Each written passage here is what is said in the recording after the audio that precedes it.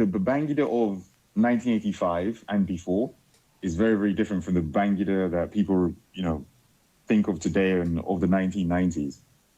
So, although Nigerians won't admit it, Babangida was a very, very popular head of state. In fact, when he first came to power, it's hard to think of a more popular Nigerian military head of state than Babangida in his first year or two. Nigerians loved him. International heads of state like Margaret Thatcher in Britain loved him as well. They thought he was a benevolent and enlightened leader. And he was perceived as being more gentle, more genial, more friendly than Buhari, who was regarded as more serious and stern. So at this time, he wasn't as security conscious as he later became.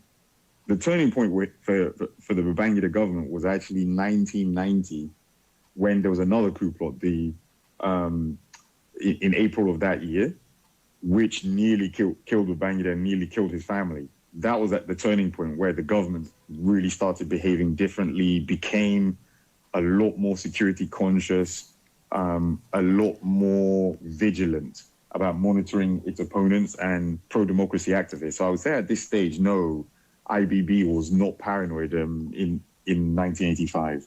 Was Vatsa a Buhari man more than an IBB man? So here's the thing. Socially, the relationship between Vatsa and Babangida was deeper and longer than, the Vatsa-Buhari relationship. Vatsa and Babangida were really close friends, or best friends. They had been friends for about close to a quarter of a century. You have to remember that before 1985, they had been childhood friends and boyhood school classmates. They went to the same school. They were classmates in school. Then after they left school, they joined the army, enrolled for the army on the same day.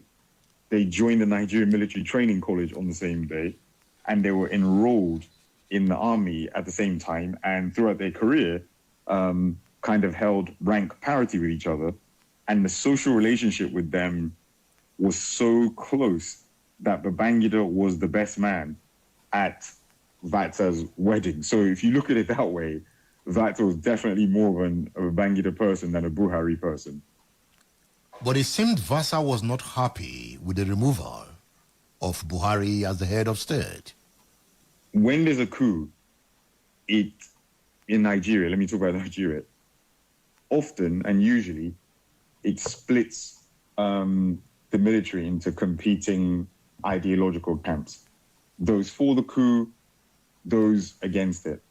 And what you usually see in Nigeria is that every time there's a coup, even the ones that succeeded, there's usually a counter coup or a reaction to it from those people who oppose the coup and who want to reverse it. So a few examples. There was a coup in January 1966. July 1966, there was a counter coup by people who were unhappy with the outcome and effects of that January coup. Then we go to July 1975, there was a coup that overthrew General Gowon. 6 months later, there was another coup by people who were from Gowon's area, who were unhappy at Gowon being overthrown and who were unhappy about the reforms that were undoing Gowon's policies. So similarly, this, again, Babangida came to power in August 1985. 4 months later, there's another alleged coup plot, allegedly by people who were unhappy at Babangida undoing the policies of his predecessor. So to me, this is just Nigerian politics, Nigerian coup 101. When there's a coup, there's usually a reaction and a counter coup. Did Vatsa really go to Buhari to tell him to remove Ibrahim Babangida as the chief of army staff? The accounts of this coup that we have, we tended to only hear one side of the story, the government side of the story. Unfortunately, because the defendants, most of them are dead, we never got to hear their side of the story. So there's a lot of allegations, rumors, claims, accusations, etc., that it's just impossible to corroborate and to figure out whether or not it's true. And I would put that one in that category. Let's go back a bit. There was this Gloria Okon subject, and the Buhari government was investigating the subject. Was Mama Vatsa involved in the Gloria Okon saga? Not to my knowledge. And Vatsa wasn't in charge of security or truth. Like I said, he was the minister of the Federal Capital Territory, so it would have been unlikely that he was involved in that. Let's look at what Babangida said in his book. Have you read Babangida's book? I have, yeah. I want to read from his book. He said, with the benefit of hindsight now, I recall that a constant part of our relationship as teenagers and young men was a continuous and recurrent peer jealousy on his part towards me. He was always envious of my achievement, especially when he thought I was progressing better than him, either in school or our military career path. For instance, when I became head boy at Bida Secondary School, Vatsa made it a duty to put obstacles in my way as a leader. Do you think Babangida saw the opportunity to finally take out the envious Vatsa?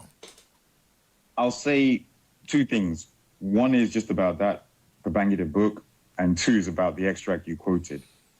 One, that Babangida book, reading it, it's very clear that Babangida himself did not author every single line in that book. He had a ghostwriter who kind of lifted quotes and borrowed from other sources.